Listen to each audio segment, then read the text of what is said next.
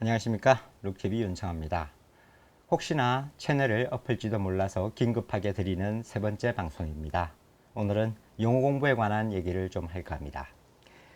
저는 가급적이면 이 방송에서 저의 어떤 관한 얘기들을 가급적이면 많이 하지 않으려고 했었어요. 그것은 이제 저에 대한 어떤 편견, 선입견 뭐 이런 것들을 이제 가지실 것 같아서 그렇습니다. 그래서 뭐 얼마 전에 한번 이제 제가 영어 강사 출신이다라고 이제 얘기를 드렸었어요. 제가 이전에 뭘 했다. 이게 지금 제가 여기서 생활하고 있는 것에 어떤 뭐 큰 상관이 있는지 모르겠어요. 왜냐하면 저는 아예 전혀 다른 일을 하고 있기 때문에 그렇습니다. 예, 한번 말씀드린 대로 이제 한국에서는 영어 강사로 있었고요. 그리고 이제 저는 지금 여기에서는 사진을 주로 찍고 그리고 이제 영상을 한참 공부하는 중입니다. 제 채널 구독하시는 분들이 분석을 보니까 5, 60대 분들의 남자분들이 거의 뭐 한 80% 이상이시더라고요. 어, 글쎄 어떤 영상이 아마 은퇴 이후의 삶 그 영상이 많이 조회수가 이루어지면서 아마 그 연령대 분들이 많이 들어오신 것 같습니다. 네. 아무튼 저와 비슷한 연배이시거나 이제 많으신 분들이시라고 생각을 하는데 말이죠. 그리고 이 영어 공부에 관해서는 사실 뭐 메일이나 댓글로 이렇게 가끔 질문을 주시는 분들이 이제 계셔서 이제 제가 그리고 또 제 직업이 그거였기 때문에 이제 말씀을 드리는 건데요. 영어 공부 나이가 들어서까지 참 우리를 많이 괴롭히는 부분인 것 같습니다. 우리나라의 특수한 상황 때문이겠죠. 영어 공부에 목숨을 거는. 그리고 또 이제 해외 사업에 또 은퇴 후에 해외 사업에 관심이 많으신 그런 분들도 좀 계신 것 같습니다. 그래서 이제 영어 공부가 좀 관건이 되신 것 같아서 말씀을 드리는데 말입니다. 영어 공부는 얼마나 많은 관심을 갖고 있느냐의 차이로 영어 실력이 이제 달라지는 부분도 있겠습니다. 네. 너무 뻔한 소리 아니냐? 뻔한 소리 맞습니다. 관심이 기본적으로 필요하다는 얘기예요. 관심이 없으면 사실은 아무리 하려고 해도 잘 안 되죠. 근데 이제 자기가 관심이 있어야 의지가 생기는 거고 그 의지를 가지고서 이제 시간과 노력을 투자를 하는 것이 뭐 공부의 기본 아니겠습니까? 영어가 아니더라도. 근데 말이죠. 사실은 영어는 한 가지 문제가 더 있었죠. 특히 저와 비슷한 연배이거나 저보다 나이 많으신 분들은 영어를 잘 못 배워서 그럴 가능성이 훨씬 높다라는 게 문제점이었어요. 그러니까 우리나라 사람들이 많이 착각하는 게 뭐냐면 말이죠. 영어를 공부를 해야 된다라고 생각을 하는 부분. 이게 참 문제가 컸다고 봅니다. 그러니까 한마디로 시험을 위한 영어 공부였기 때문에 영어가 많이 힘들지 않았나라는 생각을 개인적으로 합니다. 그래서 교육의 내용도 참 많이 잘못되었었죠. 단적으로 이걸 생각해 보세요. 미국에 가면 거지도 영어를 하고요. 뭐 대여섯 살짜리 꼬마도 영어를 합니다. 그렇잖아요. 그러니까 똑똑해야 영어를 잘하는 게 아니다라는 얘기예요. 절대 아닙니다. 그죠? 그래서 우리가 영어를 못하는 이유는 말이죠. 간단합니다. 영어를 사용하지 않는 나라에서 태어났기 때문이에요. 한국인이기 때문에 그렇습니다. 특히나. 왜 특히나 한국인이기 때문에 그렇게 되느냐? 어순이 다르기 때문이에요. 어순. 중국만 해도 어순이 영어식 어순과 유사해서 조금 더 쉬워요. 근데 유독 전 세계적으로 우리나라 사람과 일본 사람이 영어를 배우는데 큰 어려움을 겪습니다. 결정적으로 우리나라 사람은 일본어 배우기가 쉽죠. 어순이 같기 때문에 그렇습니다. 또 뭐 지리적인 부분 때문에도 비싼 단어들도 많이 있고 뭐 식민 지배 시절도 있고 해서 뭐 다양한 배경 때문에 이제 그게 더 쉽기도 하죠. 하지만 어쨌거나 식민 지배가 없었다 해도 기본적으로 일본어의 뿌리가 우리나라 말에 있었기 때문에 그 어순이 똑같으니까 크게 어렵지 않습니다. 그죠? 물론 뭐 동사 활용편에 가서 조금 이제 그 배움의 어려움이 약간 있고 그 한자어의 그 도금이 이제 달라서 이제 읽는데 어려움이 있는 부분도 이제 없잖아 있어요. 저 일본어도 좀 공부했습니다.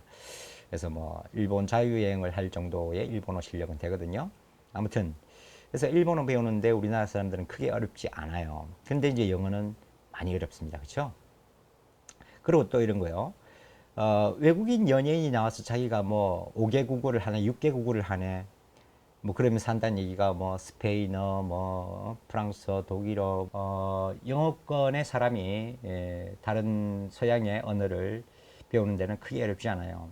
하지만 역시 그 서양인들은 자기가 할 줄 안다라는 5개국, 6개국어 안에 한국어나 일본어가 들어가 있다는 얘기는 극히 들어본 적이 없어요. 그렇죠? 네. 물론 이제 우리나라에 와서 생활을 하는 외국인들 말고요. 네. 일반적으로 뭐 연예인들이나 어떤 사람이 나와서 뭐 그렇게 몇 개 국어를 한답시고 얘기하는 사람들 중에 이제 그렇다는 얘기입니다. 그만큼 이 어순이라는 게 굉장히 큰 부분을 차지한다는 얘기예요. 그래서 우리나라 사람들이 영어를 배우기가 쉽지가 않다라는 부분이 있습니다. 그래서 어순을 알아야 돼요. 그래서 우리나라 사람들이 영어를 못하는 결정적 이유는 바로 우리나라에 태어나서 영어식 어순에 익숙하지 않기 때문에 어렵다라는 게 가장 큰 이유입니다. 그래서 특히 말하기가 가장 힘든 거죠. 말하기가. 그러면은 뭐 유학을 가면 아무래도 좀 더 많이 접하니까 연습할 기회도 많고 하니까 쉽겠죠. 그럼 한국에서는 어떻게 하느냐? 그것에 익숙해지도록 해야 되는데 단순하게 뭐 회화 몇 마디 짓거린다고 되는 거냐? 안 됩니다. 기초적인 몇 마디는 하겠지만 그 다음 할 얘기가 없어지죠. 결국은 그 어순에 익숙해지려면 문법의 틀을 알아야 된다는 얘기예요. 문법도 우리가 그 옛날에 배웠던 품사론적으로 따로따로 배우는 게 아니라 마치 레고 블럭을 조합하는 것처럼 배울 수 있어야 돼요. 근데 그걸 해주는 수업이 지극히 드물다라는 얘기입니다. 요즘에 와서는 그런 계통의 수업을 하시는 강사들이 꽤나 많이 생긴 편이에요. 저는 제가 생각할 때 아마 그런 강의를 거의 뭐 초반에 글쎄요.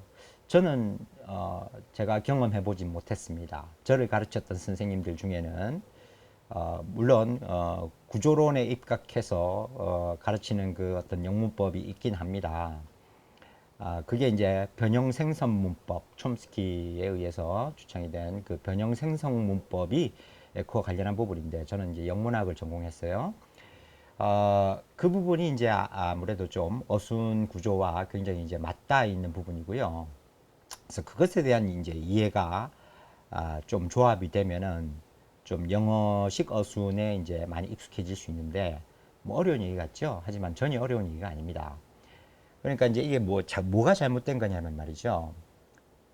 I am a boy 이런 얘기를 할 때도 마찬가지입니다. 우리가 영어를 배울 때는 어떤 방식이냐면 I 하면은 I 큰 명사 파트 중에 대명사 그리고 대명사 중에서도 인칭 대명사 그리고 이제 인칭 대명사 중에서도 1인칭의 격변화에 대한 얘기 뭐 이런 식의 얘기의 설명을 들었어요. 그죠?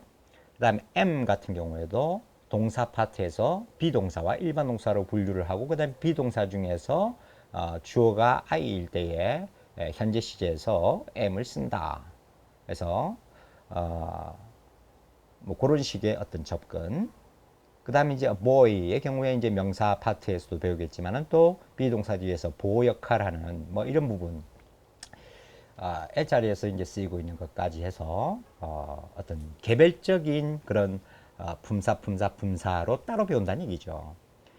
근데 대명사 편 배우고 동사 편 배우고 또 어떤 문장의 형식과 관련해서 보호편을 배우고 이렇게는 그냥 들을 때는 아는 것 같지만 이게 조합이 안 돼 있다는 얘기예요.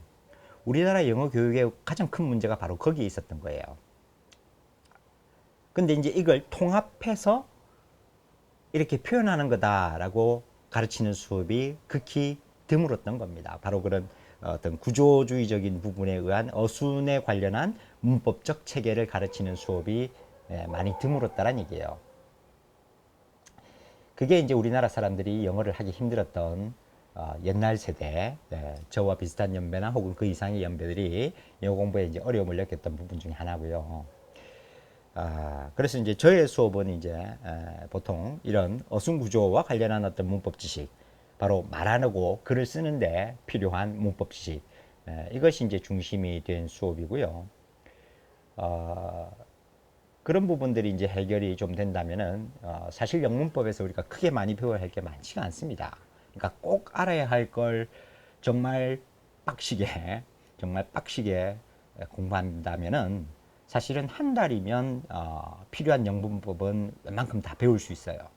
정말 거짓말 안 하고 한 달만 정말 빡시게 공부하면 필요한 영문법은 다 알 수 있습니다. 그 이상은 필요가 없어요, 사실은.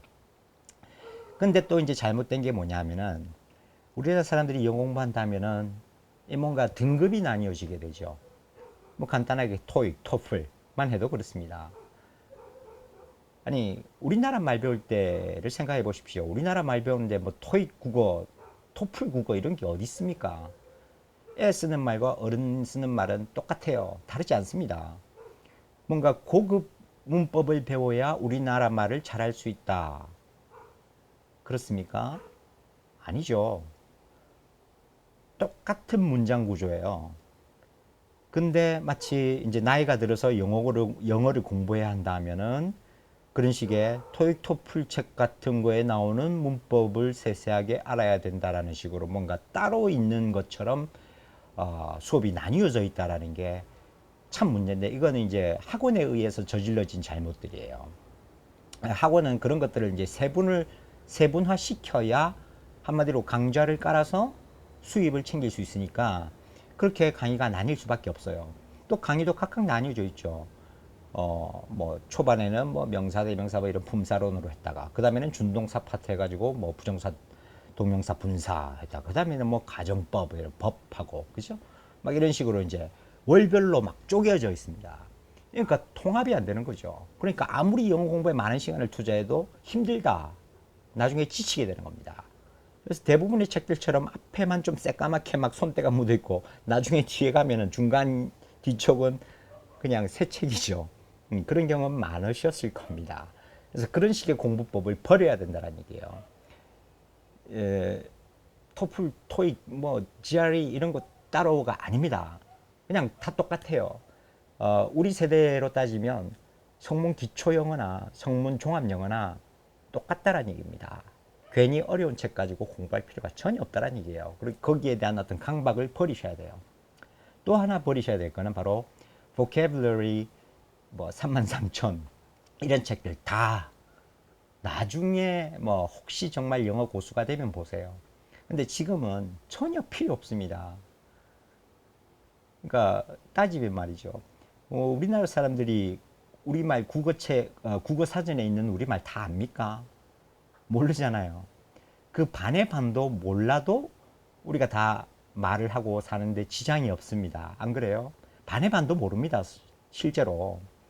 그래서 우리가 좀 대단한 작가들이 쓴 한국 소설을 읽으면 뭐 토지 이런 소설 말입니다. 뭐 아니면 태백산맥 같은 이런 소설들을 보면 우리가 모르는 단어들이 정말 많이 나와요. 그쵸?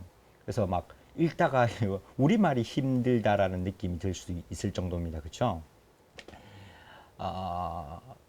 그러니까 이제 외국인들이 만약에 그런 식의 어휘 수준을 요구를 한다고 생각을 하고 우리나라 보캐블러리 국어 어휘 33,000 뭐 이런 책을 영어 공부를 시작한다면 다 지쳐 나갈 떨어질 거예요. 처음부터 막 토지 이런 책 가지고 한국어 배운다 생각해 보십시오. 말도 안 되는 소리죠. 다 버리셔야 됩니다.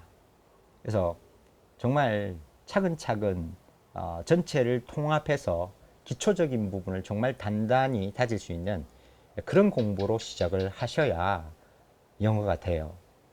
그리고 이제 그것을 실제로 말할 수 있는 연습, 상대가 필요합니다. 그래서 전편에 올린 영상에서처럼 현지인 친구를 가서 사귀고 영어로 그 연습을 하셔야 돼요. 직접 말하지 않으면 절대 늘지 않습니다. 저도 영어 강사였지만 말하기는 아직도 힘들어요. 제일 힘든 부분입니다. 읽고 듣고 쓰는 것은 기본적인 것을 알면 전혀 어렵지 않은데 말하기는 알매도 힘들어요. 이게 한번 머릿속에서 어순을 조합을 해서 나오게 되는 것이기 때문에 연습이 안 돼 있으면 말이죠. 그렇기 때문에 참 힘듭니다. 그게 안 되면 이제 기초적 회화 수준을 넘어가지 못하는 거예요. 그리고 이제 떠듬떠듬 말을 하게 되는 겁니다. 그럼 말하는 게 좀 더 자연스러워지려면 그 전에 쓰기 연습을 많이 하는 게 좋아요. 그래서 혼자 공부할 때는 작문 연습을 많이 하고요.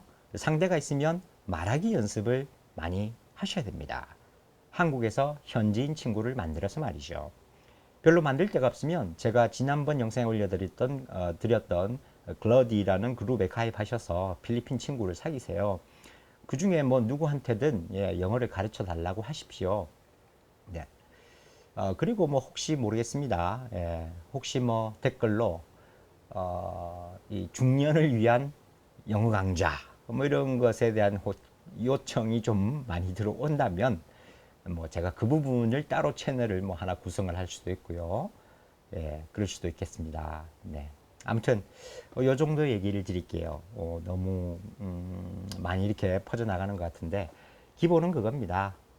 영어 공부를 너무 어렵게 하지 마시고 기초적인 걸 충실히 다지면서 좀 강박에 대한 부분을 버려야 된다. 그러니까 당연히 한국 사람이니까 영어를 못하는 것이 당연하다라고 생각을 하고요.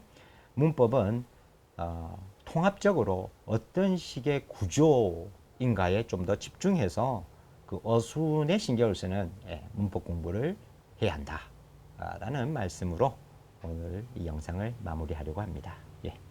시청해 주셔서 감사합니다. 아마 다음 영상은 올리는데 조금 더 시간이 걸릴지도 모르겠어요. 왜냐하면 제 고민이 아직 끝나지 않았기 때문입니다. 이 채널을 계속 나갈지 아니면 엎을지 심각한 고민에 빠져 있는 상태이기 때문에 기존의 구독자 여러분들한테는 참 뭐라고 말씀드려야 될지 모르겠습니다. 사실은 죄송스럽기도 하고요. 뭐 그렇다고 지금 뭐 이걸 덮기로 했다라는 거 아닙니다. 절대.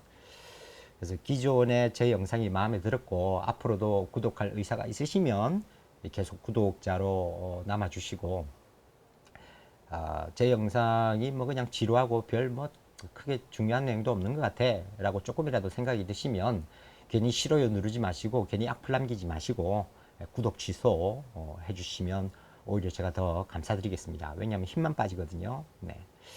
그러니까 아무튼 오늘은 이렇게 해서 인사를 드려야 될 것 같습니다. 네, 시청해 주셔서 감사합니다.